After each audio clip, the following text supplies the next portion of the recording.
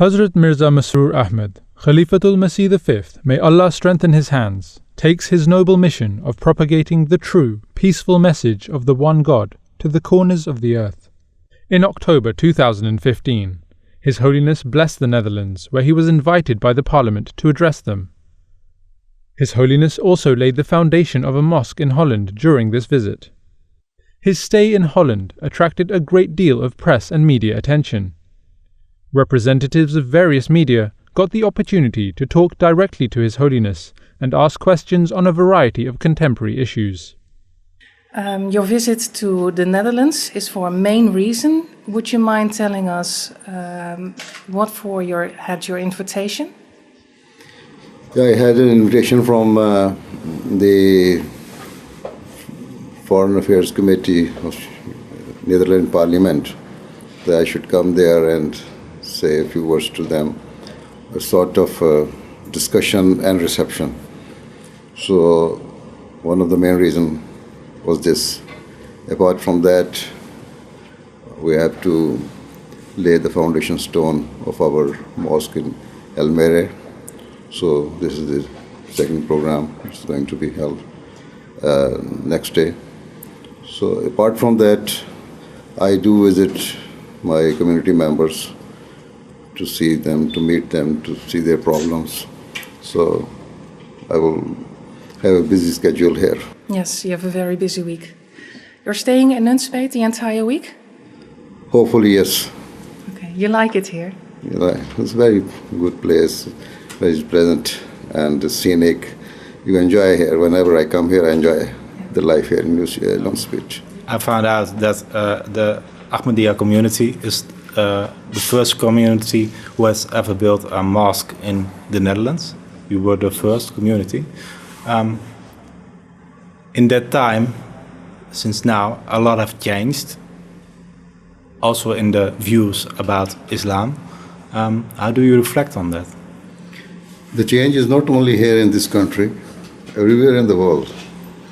And actually, the change is not only this only has happened with regards to Islam, but the general attitude of the people has changed towards religion.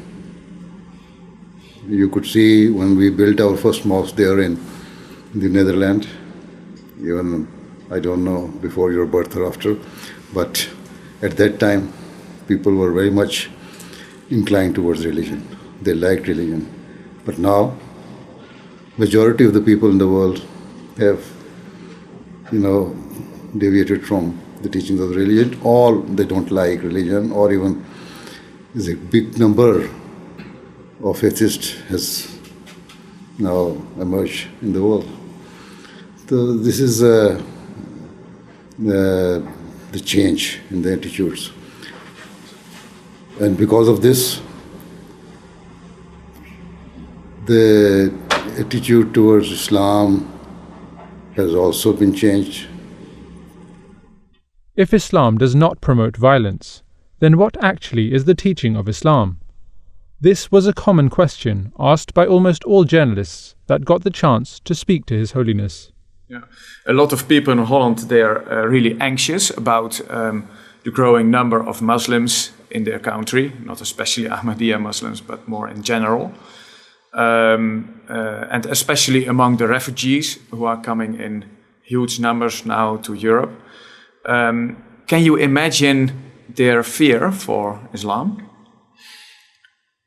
The fear of the local people? Mm-hmm. You see, naturally, when they see that how they are behaving in their own countries and what is happening there in their own countries, there's disturbance, there's violence, there's extremism, they are killing each other. So this is the natural reaction. The people think that all what is happening in the world today, this restlessness, extremism, fights, this and that, is all happening because of Muslims or Islam, whereas it is not true. So according to my belief, the true teaching of Islam is quite different from that of what is being shown today or portrayed today by majority of the Muslims or majority of those people who claim themselves to be the leaders of the Muslim community. Right? So but when I reflect on this, my faith rather increases. Why? Because it was foretold by the Prophet of Islam, sallallahu alaihi wasallam, that the time would come when his ummah, his people, Muslims will go astray. They will leave the true teaching of Islam.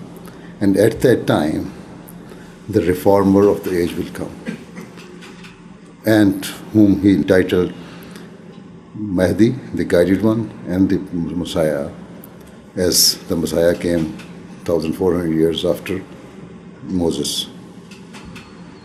So, and he will reform and revive the true Islam.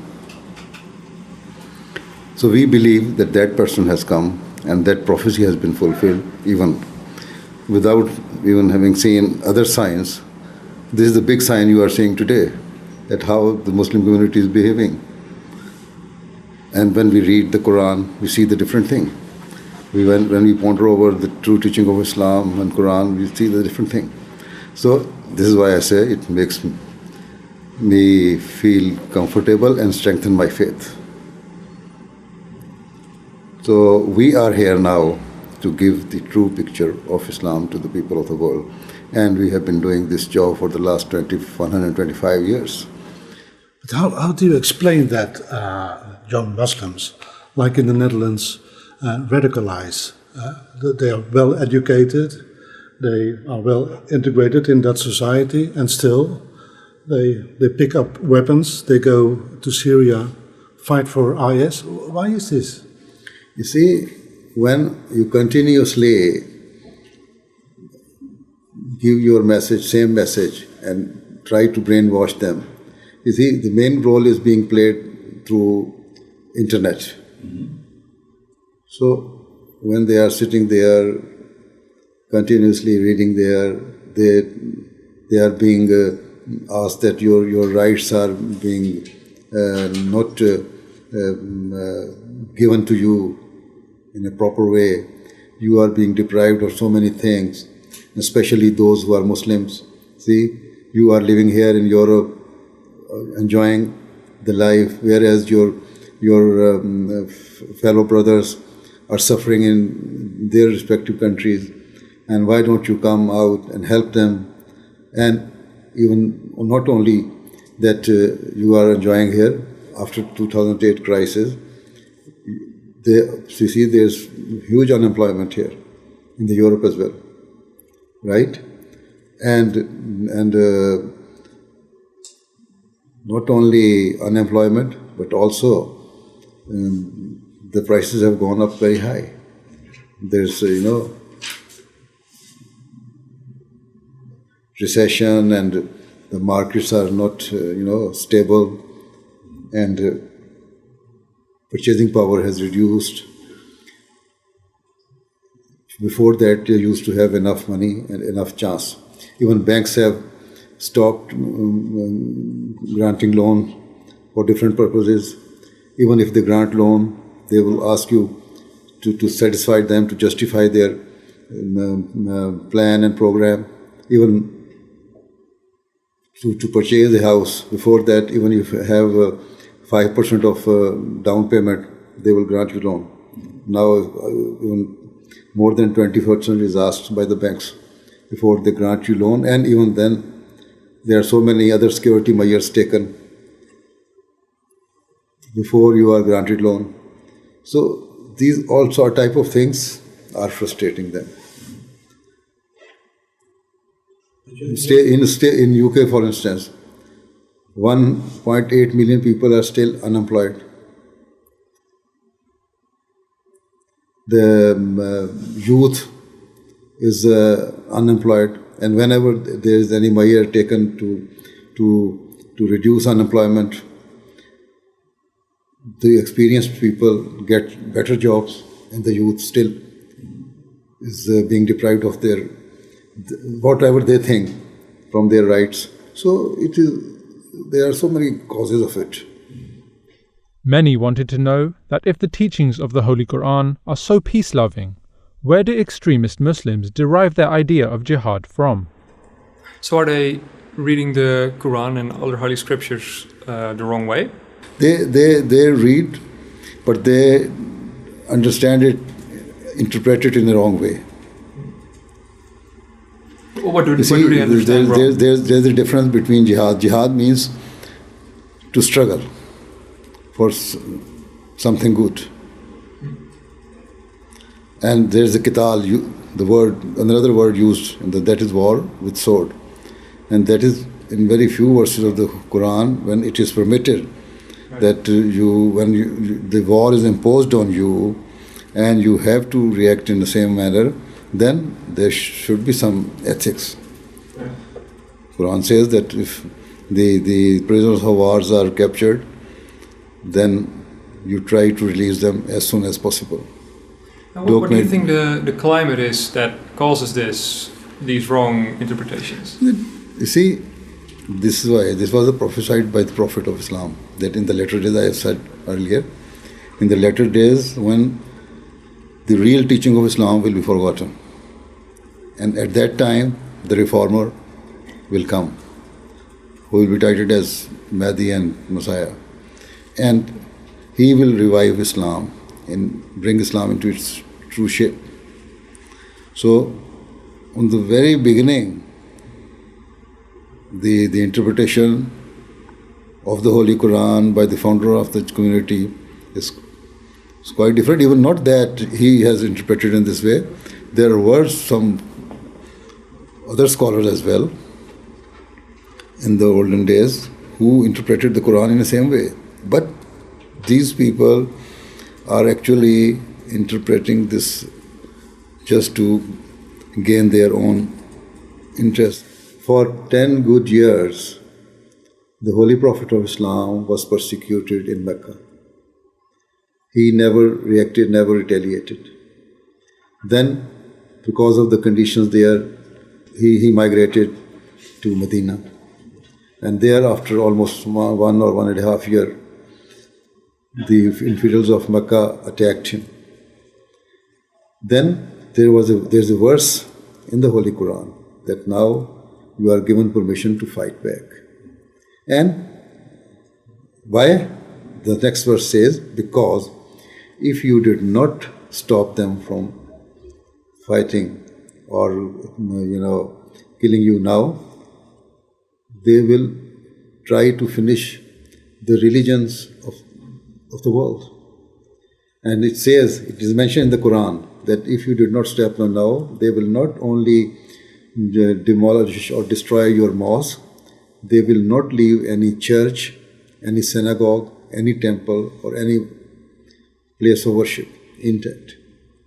So it means when the permission of war was given to the Muslims, it was to save the religion, to save all the religions of the world, to save Christianity, to save Judaism, to save other religions. For 1,400 years, the old sacred buildings of other religions, even Abrahamic religion, were safe there, in those areas. Even during the time of Holy Prophet and his 4 rightly guided caliphs, and then after that, these buildings were not destroyed. And now they have just ruined all those historical places there now by ISIS. It is not good. Had it been in the Quran or it was the teaching of Islam, it should have been destroyed earlier than this. Those people were more pious and had more power than these people. Why is the Ahmadiyya message of Islam not accepted by the rest of the Muslim sects? This seemed to be a favorite question. Okay. Main reason, you believe in peace, loyalty. You want to bring that to all countries. Actually, that's a main message for you. Is it hard nowadays to bring peace to people, to explain what you're here for? Yes, of course, it is hard. But if we are determined that we have to spread this message all across the world and we should not give up, then despite the fact that it is hard, we have to do it. Is it accepted by most people? Even it is, you cannot say it is, you see, if it is a good thing, it is accepted by most people. Your question should be that, is it accepted by most people and do they follow your teaching? Then, yes, even though they accept it, but they do not follow it because of their, so many hindrances and restrictions and so many other things involved in. Do people understand your customs? Or do you have to explain it over and over again? Do people accept the fact that you have your own religion, your own acceptations? We Ahmadis have own religion. We don't have our own religion. We believe in the same Islam as was revealed to the Prophet of Islam, peace be upon him. We believe in the same Quran, that holy book which was revealed on the Holy Prophet, to the Holy Prophet. So we don't have anything extra about only the interpretation. For instance, we believe that according to the Holy Quran, to do jihad is good thing. But what type of jihad? The best type of jihad is to reform your inner self first. Then to spread the message of love and peace and harmony. This type of jihad, which is considered jihad in the present days, jihad of sword and extremism, is not a jihad. This is the last type of jihad, if with the condition that if Muslims are attacked as a Muslim and they are stopped to practice their religion. I can give you this assurance that any good Ahmadi who's a practicing Ahmadi Muslim will never ever think of going to jihad in this way. His jihad is to first reform himself and then to preach the true teaching of Islam. Like you said a few minutes ago, you don't have the you're not being listened to by these other Islamic groups. But right? we are not disappointed. We are not going to give up. We are a missionary organization. We shall continue with our missionary work. And one day, we hope, if not this generation, next generation will accept the true Islam and they will change their attitude. We pray and try that it should happen in our generation. But if not, then next generation will do it. Of course, there are quite a number of people who say that we are joining you because now we see that you are the people who are giving the true message of Islam. And that is peace, love and harmony. And even quite a number of educated people who say that only after seeing the message of love and peace and your behavior, the behavior of a majority of Ahmadis towards each other, that has attracted us to join you.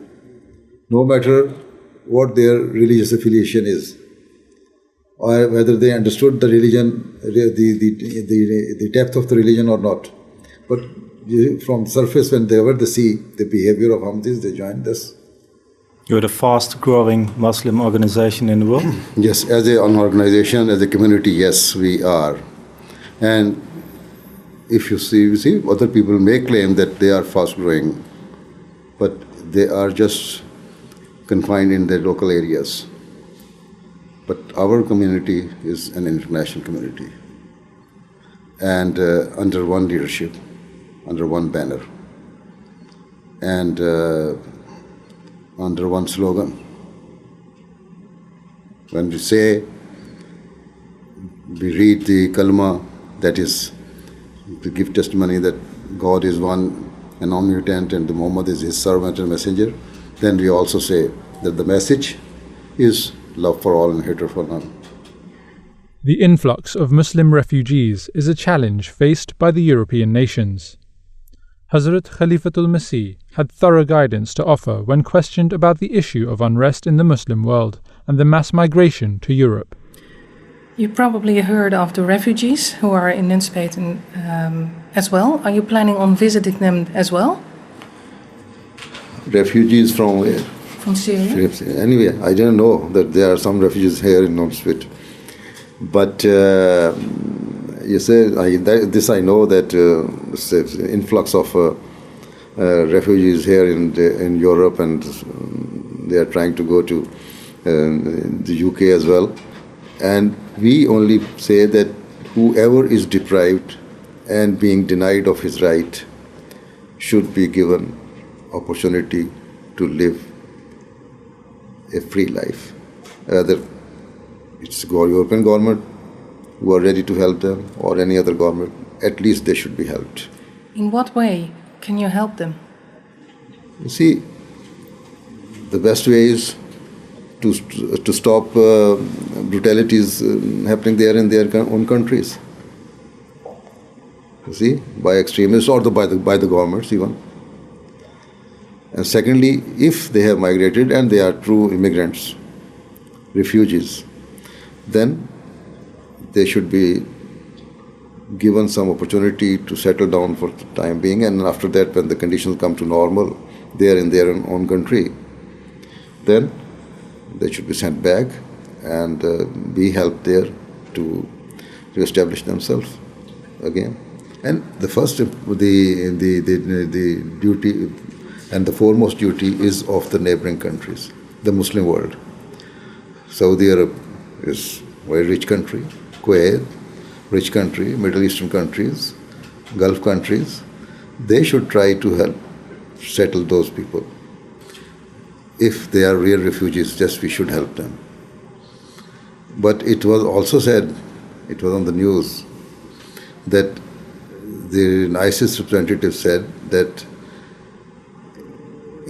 among every 50 genuine immigrants or refugees, one of them is ISIS member who is going to be used in the Western world. So, if you count the head of after every 50, how many people you are getting? A lot. So it's an alarming situation. If you see, one thing is that they should be contained in a separate area. They should be kept in a separate area where you provide them food, shelter, whatever the necessity of life they need or require, or you think they should be given, they should be given. But with proper vigilance and surveillance. The world generally is going through a tumultuous phase, where the Muslim world seems to have a great role to play. The media naturally wanted Hazrat Khalifatul Masih to comment on the global situation. I believe you told one of the newspapers this week we're on the edge of a new world war, possibly a World War III, because all the tensions building up. Is this strong? You see, it is not the first time I've been telling this thing. In the Muslim world, why there was disturbance? One of the causes is that, yes, of course, that their leadership is not very honest and sincere to the country or even to the people. They are frustrated. So they raised their voice against the governments, and governments tried to snub them, and there was a reaction. And also, that is the situation in the Muslim world. And then, because of that, in some countries, some Western powers also interfered, and in the name of maintaining peace in their areas, they sent their forces, and that was in Iraq. So that Iraq issue was there. And because of that, Muslim world became frustrated that these powers might be trying to usurp power. Even among the people, this frustration was smoldering for some time, because after the fall of Saddam regime, the situation didn't come to normal. Even it was, going worse to worse. Then another thing cropped up there in that area was the Syrian situation. There also, although Western powers did not interfere directly, but indirectly helped those who were against governments. So there are so many things which are causing this disturbance. And the thing was smoldering for some time. And after 2008 economic crisis, it again flared up. And after that, again you would see that things are getting worse to worse. Yes. How dangerous is it that... And in that area, now you can see war in so many countries, you see, with the existence of this ISIS government. Iraq, Syria, Jordan are not safe. And not only this, now there's a new development. Russia now has entered into it, helping the Syrian president. They have started doing airstrikes on the rebels and ISIS both, and other extremist groups as well. They think, or it is said, that the ground troops will also be sent there. Right? America had been doing it for some time. And after having Russia entered into this, America is also under threat, and they cannot, now they have their own interests. They cannot lose their interest in that region. So war is going to be expanded now. There was the news that during last 4 or 5 months, American army trained the rebels who are fighting against Syrian government. But what happened? After the training finished, almost 300 of them have gone to join Al-Nusra organization. That is another extremist group, right, with all the arms and ammunition and tanks and trucks and tankers, everything. So, what did the American government get out of it? So it's wrong policy. Instead of helping governments, they are trying to help the rebels. If you want to finish ISIS, you will have to help government, as Russia is doing. And again, there is another danger cropping up in that region. So we should be helping Assad. You see, there should be proper strategy. You will have to decide who is the bigger enemy, Assad or ISIS. Which of them is disturbing the peace of the world, Assad or ISIS?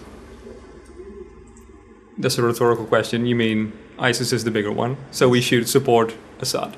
Anyway, we should support all those groups or governments who can fight with the bigger enemy of the world. Right. Should support the least least evil option. Yes.